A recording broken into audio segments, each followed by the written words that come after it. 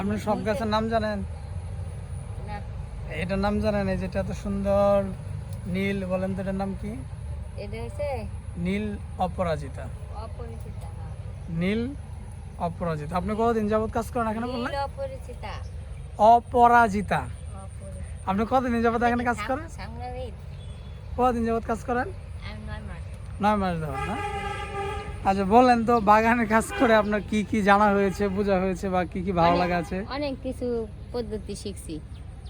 আপনি নিজে একটা নার্সারি দিতে পারবেন এখন? হ্যাঁ, আমি নিজে নিজে করতে পারবো, কিন্তু এত বড় বড় চারা না, ছোট ছোট সবজি চারা বিছিয়ে না লাগাইয়া পরে এগুলা বিক্রি করবো। মনে করেন ওই যে লাউ গাছের চারা আপনি বীজ থেকে গাছ তৈরি করবেন, ওখানে কি কি মাটি দিতে হবে, কি কি সার দিতে হবে? ওইখানে সার দিব না, কোনো সার দিব না। সার দিলে ওটা খাওয়া যায় না, মজা থাকে না। আচ্ছা, সার ছাড়া? ওটা ওকে, কি সারের দিবেন? বদলে গোবর আর মাটি মিশাবো। গোবর আসল সার, গোবরটাই সার। হ্যাঁ হ্যাঁ হ্যাঁ, গোবর এবং সার মিশাবেন। কিন্তু অন্য সারগুলা দিলে হুম, এটা খাওয়ার মজাই আলাদা হয়ে যায়। আর খাবার টেস্ট চেঞ্জ হয়ে যায়, হ্যাঁ। কীটনাশক চলে যায়, বিভিন্ন সারে তো অন্যান্য যে উপাদানগুলো আছে সেগুলো যায়। বলেন তো এই গাছটার নাম কি? এই যেটা এটা তো গাছ, বকফুল। বক ফুল।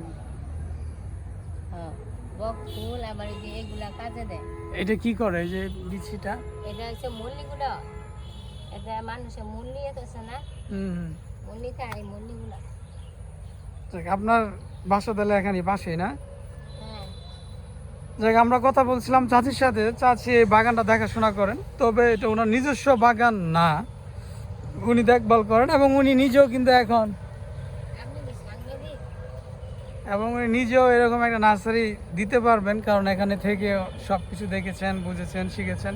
আমার একটা ভালো লাগে কাজ করে না, যে গাছগুলো জানা হচ্ছে, চেনা হচ্ছে শিখার ফুলের জন্য। সাথে। হ্যাঁ, শেখার জন্য চমৎকার। আমার কিন্তু খুব ভালো লাগে গাছপালা দেখলে, এই জন্য তো এগুলা তো কলম গাছ। ভিডিও। হ্যাঁ, সার দেওয়া লাগে, কলম সার গাছ। করা হ্যাঁ, লাগে, পোকা মরার ওষুধ দেওয়া লাগে। আমি এত ঝামেলা করবো না, মানে সবজি চারা করবো, করে হ্যাঁ। করে বেচবো, আর সবজি হবে, সবজি বেচবো। মানে কলম গাছ দিবেন না, শুধু সবজি করবেন, তাই তো? আর পাশাপাশি এই যে লেবু, এই যে কলম দিয়ে যে সহজে লেবু হচ্ছে, হ্যাঁ, মানে মাতৃ গাছ থেকে বা বয়স্ক গাছ থেকে ডাল কেটে আবার নতুন করে রোপণ করে গাছ এসেছে, দ্রুত মানে ফল পাওয়া যাচ্ছে। তো এটাও ভালো, আপনি এগুলো করতে পারেন। এই গাছটার নাম বলতে পারবেন? 12 মাস। এরা কি ফুল জানি বললো, মনে নাই।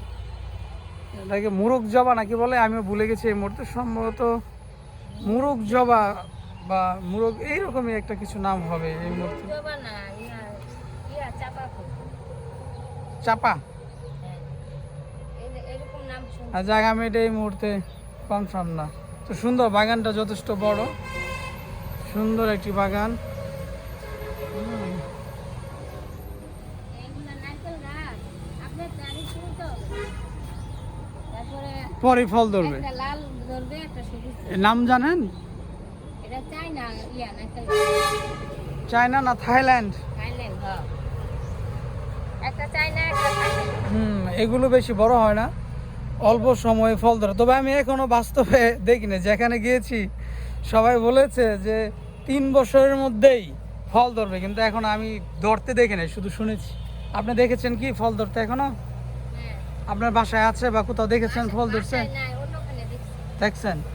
যাক, চাচি বললেন যে এই যে নারিকেল গাছগুলো, এগুলো ওনার মাথার সমান বা আর একটু 2 ফুট উঁচা হবে, এরপরই ফল ধরবে। 6 ফুট 8 ফুট এরকম উঁচা হয়। হ্যাঁ, 6 ফুট 8 ফুট পরেই এটাতে নারিকেল ধরবে। আমি এখনো দেখিনি, চাচি বলেছেন দেখেছেন। তো কেউ যদি এই নারিকেল গাছ নিতে চান আমাকে কমেন্টে জানান। ঠিক আছে। এটার ভিতরে আবার ভালো নারকেল আছে। হুম হুম। সবুজ আছে, আমার এই ভাগ্নির বাসাত আছে এই সবুজ ঘাস, সবুজ নারকেল আর নারকেল। যাক চাচি, আপনাকে অনেক ধন্যবাদ, ভালো থাকবেন, আল্লাহ হাফেজ।